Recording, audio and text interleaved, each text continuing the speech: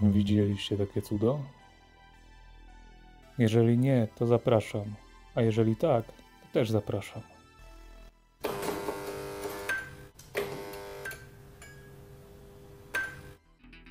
Cześć. Dzisiaj pokażę wam filmik z tym oto właśnie zegarkiem. Zegarek kupiłem na pewnym portalu za kilka dyszek. Miał działać, ale nie działa. Jak go wcześniej otworzyłem, on przeleżał u mnie z pół roku i doczekał się próby reanimacji. Jak widać, dwie śrubki nie chcą się za bardzo wykręcić, bo no jest to niestety plastik, obudowa z plastiku, to jest taki bardzo miękki plastik. Często w takiej elektronice lat 2000 właśnie takie coś występowało, że ten plastik wyrabiał się przy kilku tam odkręceniach. Niestety nie znalazłem żadnych informacji, chociaż też za długo nie szukałem, ale wydaje mi się, że to jest zegarek właśnie z przełomu lat 90. 2000. Nie wiem, czy pamiętacie, jak były takie gry często w zestawach jakichś tam komunijnych i innych takich kioskowych zestawach z kalkulatorem, długopisem i tam było, nie wiem, 99 gier w jednej i wszystkie wyglądały tak samo, tylko się różniły kolorami. Tutaj jak widać kabelek jest urwany. Jest to no ten pikacz, buzzer. Jednak to, że on jest odlutowany, gdzieś urwany, to na 99,99 nie będzie wpływało w ogóle na to, czy zegarek działa, czy nie działa. Zacznę oczywiście od montażu baterii, żeby mieć pewność, że to dalej nie działa, bo kupiony był jako sprawny, nie wiem czy wspominałem. Miał działać, no ale okazało się jak zwykle. Także tutaj wchodzą dwie baterie, chyba LR43 albo LR44. W sumie jaką byśmy tam nie założyli, dwa razy 1,5 V to da radę, tylko trzeba je połączyć szeregowo. No jak widać niestety brak efektu. Przeważnie w takich starych digitalach winne są albo styki, albo połączenia gumowe tam wyświetlacza z płytką główną. Przeważnie wystarczy to przeczyścić patyczkiem, wszystko wraca do normy, ale no oczywiście nie za każdym razem, więc pewnie się już domyślacie jak będzie tutaj, nie? Jak widzicie po wciśnięciu iluś tam przycisków, w sumie każdy staram się wcisnąć po kilka razy, zero efektów, nic nie wyświetla. Tu już też spróbuję dociskać tą blaszkę z tyłu, bo czasami ona nie łączy, czasami ten koszyczek na baterię po prostu gdzieś tam nie dotyka dobrze płytki i dlatego też nie ma prądu.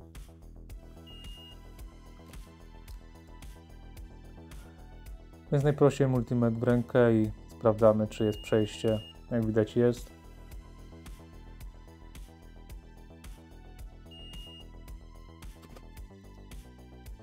A więc trzeba zdemontować cały ten mechanizm i mu się przyjrzeć. Tutaj właśnie jest taka płytka, która dociska baterię w koszyczku tak jakby sama siebie do płytki. Pierwsze co sprawdzę, czy są przejścia między miejscami montażu baterii a punktami na płytce. Nie wiem, czy będziecie słyszeć, ale są piknięcia multimetra, nie? Bo jest na trybie sprawdzania ciągłości obwodu. Skoro tutaj wszystko było, no to zaczynam od czyszczenia alkoholem całej płytki. Najpierw wyczyszczę sobie fajnie górę, żeby to wszystko sprawdzić. Każde przejście po prostu sprawdzam. No jak widzicie, tam jeszcze zapala się lampka.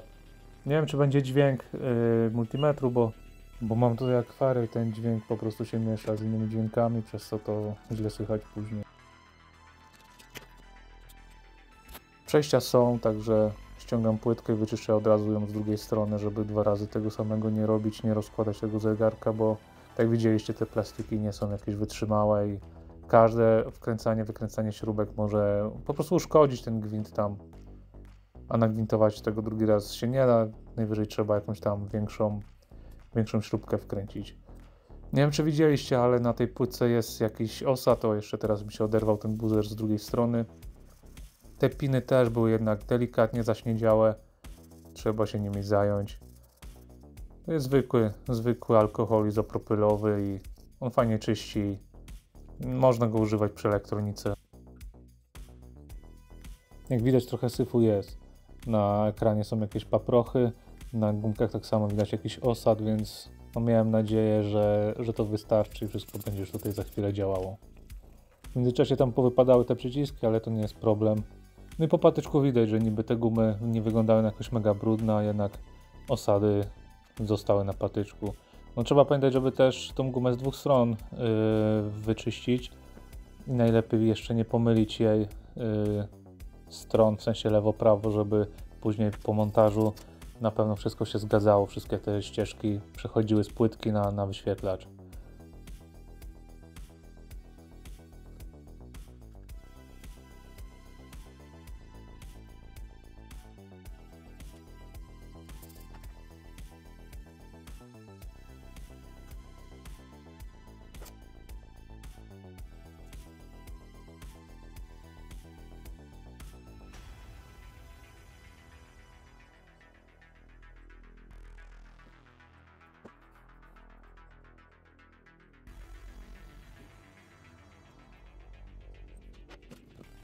Jak już płytka jest wyciągnięta, to od razu sprawdzę wszystkie przejścia na tych rezystorach i kondensatorach, żeby mieć pewność, że z tej strony też wszystko już jest ok. I w sumie miałem już nadzieję, że to po prostu wystarczy i będzie wszystko w porządku. Przy okazji przetrę każdy jeszcze ten pin, żeby mieć pewność, że tutaj ten prąd przejdzie do wyświetlacza. Ten osad jest delikatny taki osad po tym alkoholu i no czasami tak zostaje, więc warto to przetrzeć. Jak widać, nie jest to jakiś gruby osad, tylko po prostu zmatowiała powierzchnia.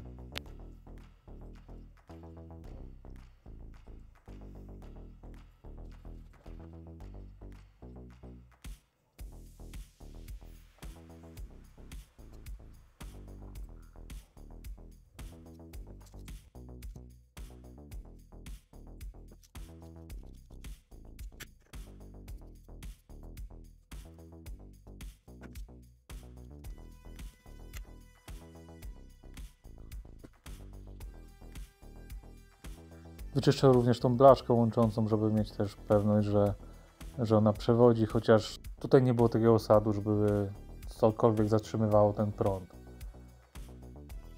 Więc to tylko kwestia taka wizualna, żeby mieć pewność, że już tutaj wszystko jest zrobione. Jeszcze tą blaszkę tutaj podgiąłem, żeby na 100% dociskała baterię i tutaj jeszcze te piny, które wchodzą w płytkę. Też je delikatnie zagiąłem, żeby na pewno dobrze osadzić blaszkę na tej płytce drukowanej.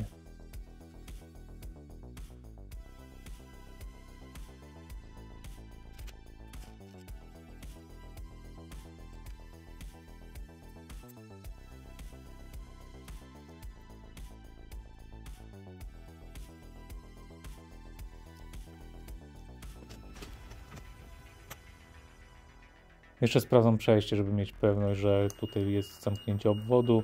No jak widać na multimetrze cały czas pokazuje, że jest ok.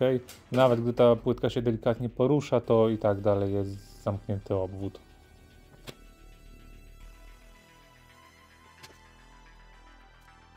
Składam całość, no i liczę, że już będzie wszystko ok.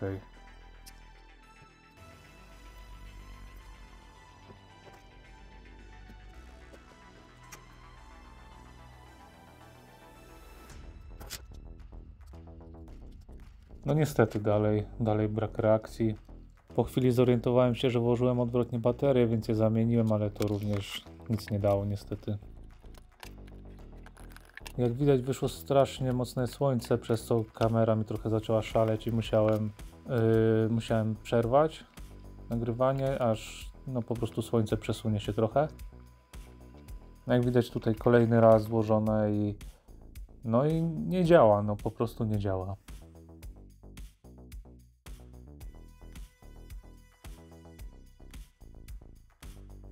Więc co? Multimetr do ręki, no i trzeba znaleźć, co się dzieje z tym prądem. No jak widać, jest jakiś dziwny spadek od razu na płytce, bo jak widać sumaryśnione będą miały tam prawie 2,9 V, a tutaj na płytce pokazuje jakieś 0,5, 0,7. O, i w tym momencie właśnie coś zaskoczyło, więc pomyślałem, że może ten koszyczek nie jest dociśnięty, ale tutaj nie dało się już go bardziej dokręcić. Więc gdzieś po prostu jest zgubiony ten prąd.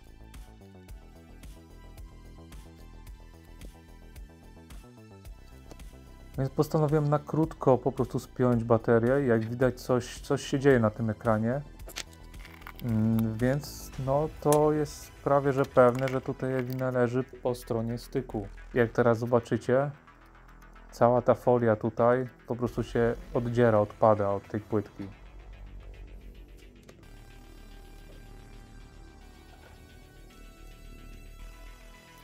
Jak widać, ta folia zaczęła się kruszyć, po prostu ona odchodzą takie warstwy jej, więc no prawdopodobnie tutaj ten minus, nie ma przejścia do płytki, więc ta masa gdzieś jest zgubiona, dlatego też nie pokazuje 3V, tylko tam 0,7.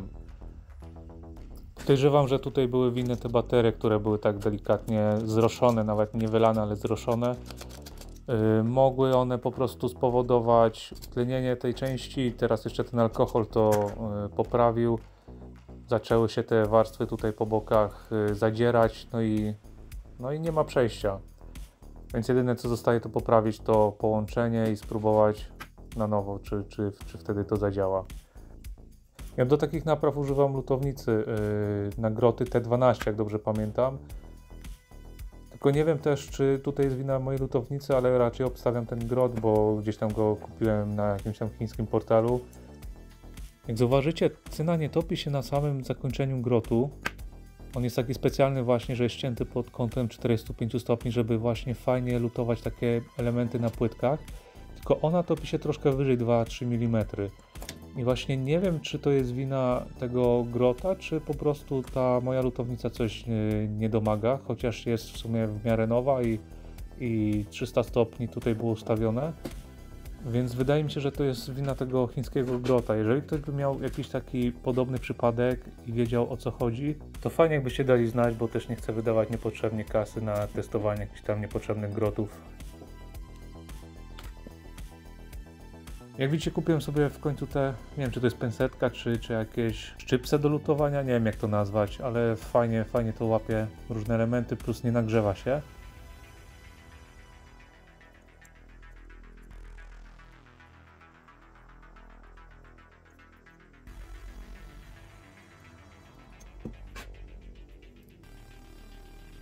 Jak widać, trochę nie chcę tutaj roztapiać tej cyny, to ona ta końcówka, ale jednak dałem radę to zalutować. Trzeba właśnie tak trochę pod kątem na płasko to lutować. Na szczęście tutaj nie było jakichś tam elementów obok, które by w tym przeszkadzały. No jak widzicie, ta cyna nie topi się w tym miejscu, w którym trzeba. Ona gdzieś tam się topi na środku, zamiast na samym końcu. Luty się trzymają. Jest ok. Można składać. Skręcone, no i teraz chwila prawdy. Jest, teraz działa. Tak to właśnie powinno wyglądać. 919 w 1 albo 99, nie wiem. Dobra, tutaj jakaś obsługa. No nie jestem pewny jak to obsługiwać. Pewnie nagram wam taki krótki filmik z tym, co tutaj w ogóle jest. Teraz tylko jeszcze poklikam chwilę, żeby było widać, że to działa i pobawię się nim chwilę, no ale trzeba jeszcze poprawić ten buzzer, bo oczywiście nie działa.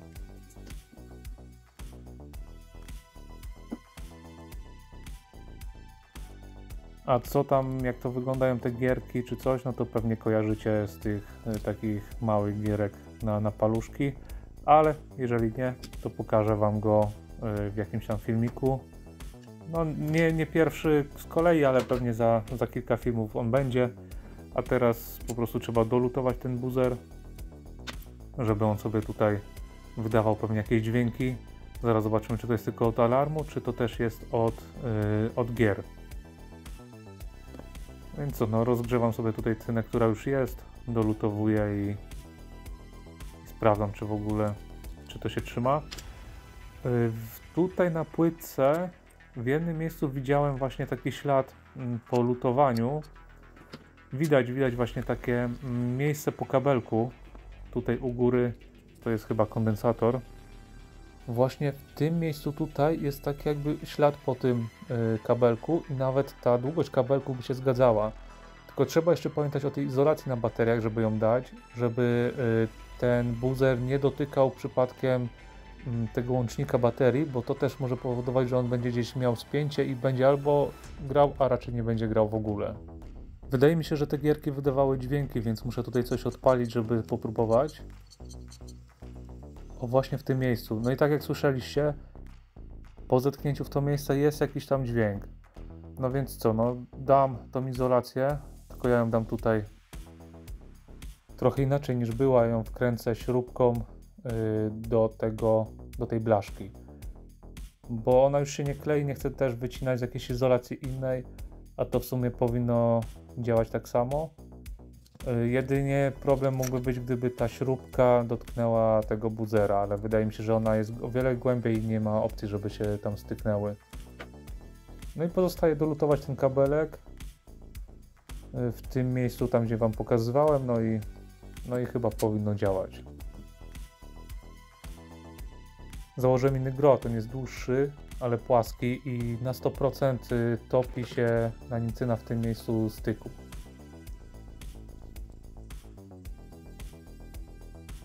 No, próbuję tutaj coś wybrać, żeby sprawdzić, czy ten głośniczek działa,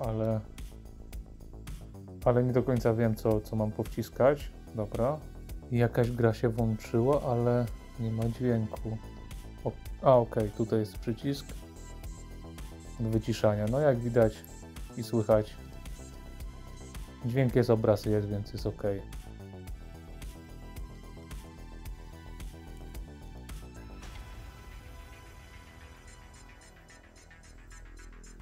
No właśnie w tą grę chyba grałem najwięcej na tych małych konsolach, czy jak to tam nazwać. Jak widać, dźwięki są.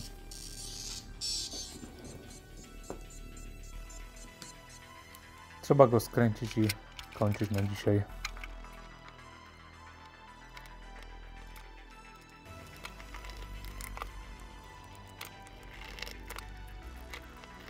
Jak widzieliście, jeszcze podkleiłem ten głośniczek, żeby on tam nie latał sobie po obudowie. Dzięki za obejrzenie, mam nadzieję, że wierzyliście, że to się uda. Ja idę grać w Snake'a jak z Nokii 3310, a wy zostawcie komentarz albo reakcję, jeżeli wam się podobało. No i czekajcie na filmik z mini recenzją tego zegarka. Dzięki za oglądanie, cześć!